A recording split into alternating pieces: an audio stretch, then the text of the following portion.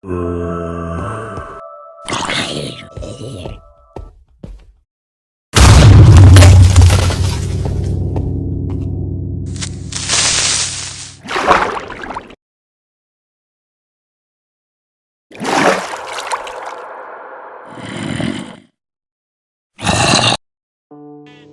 I love playing Minecraft, and I love Blender. So I decided to make a Minecraft animation in Blender. Here's how I made the animation. First of all, I had to come up with a good idea. And after several hours playing Minecraft, I came up with the idea of Steve being chased by a bunch of filthy creatures. After quickly animating a few little ideas I had, I began to work on my scene. I wanted the location of the scene to be in a cave. So I started out by making walls using a bunch of blocks with a dimension of 1 meter by 1 meter. Then I added a stone texture to the wall blocks and calibrated the UVs to match the scale from the game. I then moved around some of the blocks to add variation to the cave. After some time wondering why my cave looks weird, I eventually realised I'm an idiot and I added a cobblestone texture instead of a stone texture. After changing the material, the cave started to look more like a cave and not some ugly room that Steve built. To add even more variation, I added some ore textures such as gold and iron. And I moved some more blocks about. For the torches, I used a 1 meter by 1 meter block, added the texture, and used the pixels on the texture as reference to get the correct size. I then set the camera to its starting position. The FOV I set to 90, as that's the FOV I use in Minecraft, and I like the claustrophobic feel of a smaller FOV. What would torches be without a light source? So I added a point light above the torch. For the flames above the torch, I used a plane, added the texture, duplicated the plane, and rotated it. I made sure to duplicate the torches and add them in the darker areas of the room. What would a Minecraft cave be without any zombies? So I made a zombie texture in Photoshop using a copyright-free image I found online. For the modelling, I made 4 blocks, roughly around the size of what I thought the legs, head and torso would be, based off of my reference. Then I edited the UVs and matched the pixels of the stone texture in the back to get a more accurate size zombie. Once I completed all of that tedious UVing, and adding the arms of course, I moved on to changing the origins of each part of the zombie so that I can animate the zombie later on. Speaking of later on, animation has always been a weakness of mine, so with this project I decided to go slow and take it step by step. The auto keyframe function is a lifesaver, and it's something I used all the way through the animation process. I don't want to go in too much detail with my animation process for this scene, but basically I moved the object in a direction and then I followed up by animating the arms and legs to match the speed.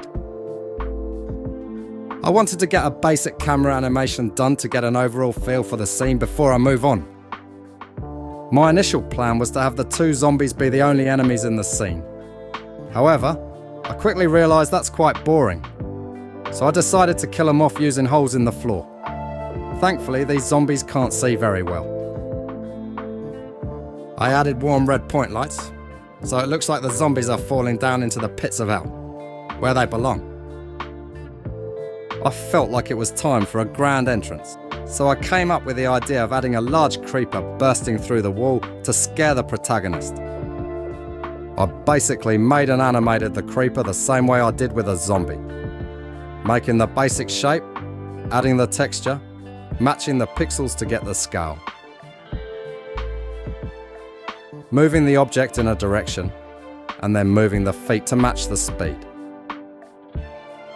Unlike the zombies, I had to rotate the head so that it's looking at the camera, and rotate the torso to match with the direction that the creeper is heading. For the animation of the wall, it was pretty simple. I moved each block towards the camera, rotating them slightly, and making sure they are moving towards the camera at speed. Of course, when you get too close to a creeper, they will explode like idiots. For this, I just scaled its body and head. Of course, Steve can't die from a stupid creeper, so I had to think of how he could escape. For this, I added another hole, leading to a large pool of water, copying over some stone blocks and lights, and making water using a large plane and water texture, lowering the opacity. I added a volume shader to the water material to make it look more like a deep, dark pool of water. Working on the camera animation for this part of the scene was pretty straightforward. Just a bunch of moving, rotating and bobbing. Now time for the final act.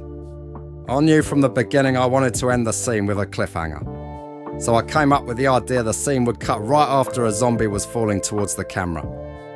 For this I copied over one of the zombies, turned it upside down, and animated it falling down the hole. After watching my scene back, I felt like there was still something missing. Then I realised Steve was missing his favourite diamond sword. After working on the texture in Photoshop and adding it to a plane, I went ahead and started cutting away using the knife tool. Then using the solidify modifier, I gave it some thickness. After using the zombie as a reference to make sure the size of the sword was pretty accurate, I went ahead with animating it. As for the toughest part of this whole process, it was probably animating the sword and making sure it looks like Steve is holding it, whilst always making sure the sword is in view. My experience with playing many FPS games throughout the years helped with this process. Increasing the FOV in the workspace when looking at the camera view helped me move and rotate the sword a lot easier. And as you can see, I'm still using the auto keyframe function that I used throughout this project. The final steps of the project included animating an exploding effect for the creeper using the emission slider, covering the entire scene with a cube, giving it a material with a volume shader to give the area a bit of atmosphere.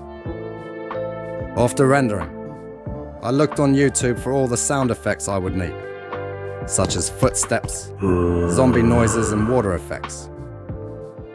For the last part of the project, I put the final render in Vegas, along with the sound effects, and I tried to match the sound effects with the video as best as I could. Well, that's it for this video.